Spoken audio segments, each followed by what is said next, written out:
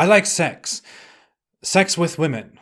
Women who must have sex with... That's not how I should start this issue. As a man, why don't I just play the intro first? Actually, it's too late. Forget about the intro, maybe next time. I talk a lot about all the bad stuff in Islam, but I am a man, which you can probably tell because I have a beard. If you don't have a beard, you are a woman. It's simple. One reason why I regret leaving Islam is that I have officially lost the opportunity to have my own beautiful, exciting virgins in heaven, for example, with big eyes, beautiful boobs, untouched, pure virgins that serve me, that I can have sex with whenever I want, for all eternity. A gift promised by the great Allah to every true believing man. Because Allah knows what's best for every man and what every man wants, what every man needs. This is one of the more reasonable aspects of Islam that I can fully relate to. Of course, I'm just kidding. I'm not an animal. You know, in Islam, you are promised sexy women in heaven who are there for your pleasure, beautiful women, satisfying you while you are reclining on your throne and drinking wine from rivers of wine. So stupid. There is no way to deny this, because it sounds so ridiculous, so idiotic, so primitive. Many modern pop Muslims today try to make this go away and reinterpret it, claiming some very absurd stuff, like that the Quran was actually describing fruit in heaven. But the Quran is very clear on these virgins, and Muhammad describes further that men will receive beautiful women that are like nothing else. Attractive women with beautiful breasts, skin so soft and white that you can almost see their bones. And they are shy, as strong 7th century men liked them. A fantasy that men had in a very primitive culture, such as 7th century Arabia, or other cultures that were so uneducated that the only thing they could think of, the only thing they could glorify, were basic human functions and their perversion, where the human intellect had not developed to a remotely sophisticated level and shape, and could therefore not contribute to humanity. Sadly, Islam is the embodiment of all that. I'm talking about this because I want people to understand what growing up in such a messed up mindset, with such a terrible belief, does to people. Of course, it teaches men to objectify women and to view them as inferiors, who have to satisfy the sexual needs of men. Is it a surprise that so many Muslim men so often have such terrible attitudes toward women? That the Islamic world sucks when it comes to women? Is it a surprise that Muslim women are so often treated so horribly? This is not mature content, by the way. I mean, I learned this stuff when I was a child, just like so many other Muslims. And that must be appropriate, right? I mean, Aisha was 6 when she married the Holy Prophet,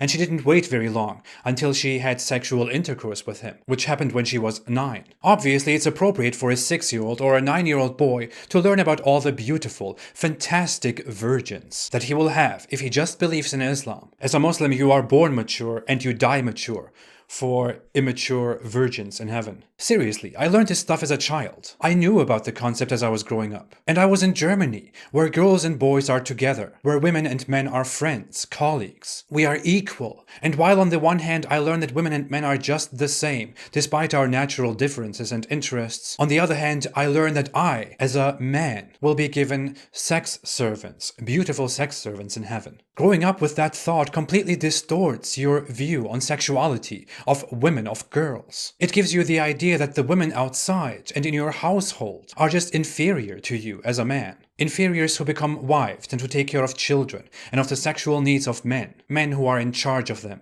While you grow up to be a man who will have more specifically created women in heaven that are much more beautiful than all these women here. It makes people hypersexual. It teaches big misogyny. It teaches women to serve, to not disappoint their men, and it teaches men to be dominant, to abuse. It is a disgusting system that debilitates society and makes people sick. I'm sorry, I've always liked women. Always thought they were beautiful, awesome, special. I liked to befriend women. And the idea of love and sex is of course great. But I never thought that I as a man deserved to have subservient women, who are given to me as a reward because I am a good man, because I just desire sex with inferior women. I was never as disgusting as to believe that I deserve my own mindless sex slaves in heaven, creations for my sexual needs. In fact, when I was a Muslim, I didn't really want that. Even when I was highly religious, I never wanted that. When I asked older, more wise Muslims, including scholars, about that, I was told that if I desire no virgins in heaven, but Allah clearly promises virgins to me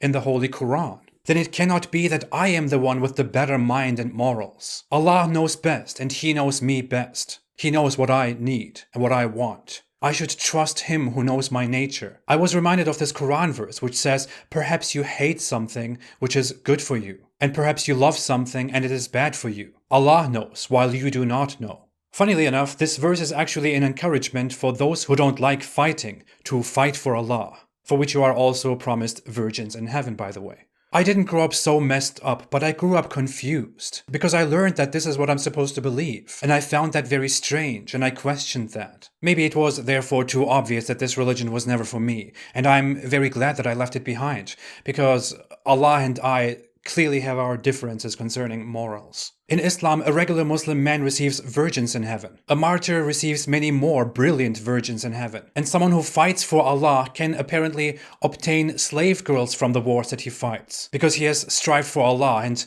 now he deserves to have sex with slave girls because men are apparently supposed to be rapists. I'm not a rapist. It is so messed up that this absolutely insane God Allah, who evidently doesn't exist and who was entirely made up by a 7th century desert savage, who didn't have a proper sense of good and bad, and right and wrong, and who was apparently the best man that a primitive culture in the cruel, undesirable desert of 7th century Arabia had to offer. It is so messed up that this God is supposed to see you as natural rapists who deserve to have sex slaves, many women, and additional beautiful women, much better than all those earthly women up in heaven. Many Muslim apologists seriously have a huge lack of logic and come and say stuff like, you know very well that you desire sex, and what is bad about being rewarded with women in heaven that you can have sex with, that you can enjoy because now you are in heaven and everything will be amazing. You can just do whatever you want. That's very messed up, because I'm pretty sure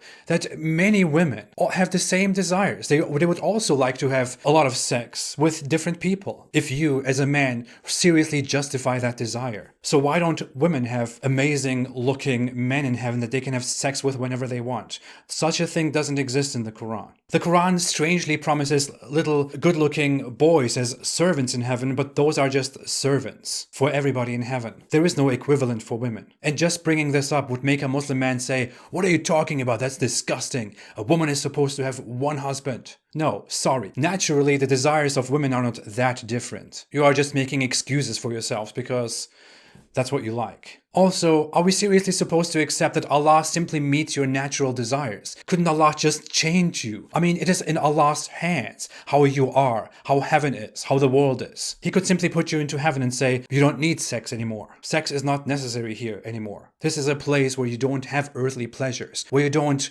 need to procreate and use your penis to enter a vagina. But we can't really get anywhere with logic. If we are facing Islam, a religion that thinks men deserve everything because men are in charge, men are strong, men take care of business, while women are just stupid. They need men. They should just be quiet and stay in their house, cover themselves up, stay away, stay out of sight, just do their jobs. What a perverted, disgusting worldview. How can you possibly trust the moral judgment of Islam and Muslim apologists when they think I am the bad one for saying that owning personal sex virgins and sex slaves is bad? This is how morally twisted Islam is and how it clouds your moral judgment, and it damages your personality. I could now talk about sexual frustration as a Muslim in Islamic culture, but that would take forever and it's a quite rough topic. I will definitely do that at some time. By the way, before you go, I don't highlight this enough, but I should emphasize that these women are untouched, pure virgins, as pointed out in the Quran and the Hadith. Guess how that makes Muslims feel about women and virginity, and divorced women who already had sex, for example. In the West, we often think of the Vikings who would raid and rape. Stop thinking about the Vikings. Think about the Islamic empires, which were large empires that had organized armies of rape in order to conquer the world and spread the religion of peace. Thanks for watching. If you like this video, smash the like button like an Islamic martyr would smash... No. Please like this video and don't forget to subscribe for more. Most of my videos are obviously not monetized. If you want to support me and my cause and want to help me make more videos for the enlightenment about Islam, you can support me on Patreon or on apostateprophet.com. I appreciate your help so much. I will be back. Have a great day and stay away from Islam.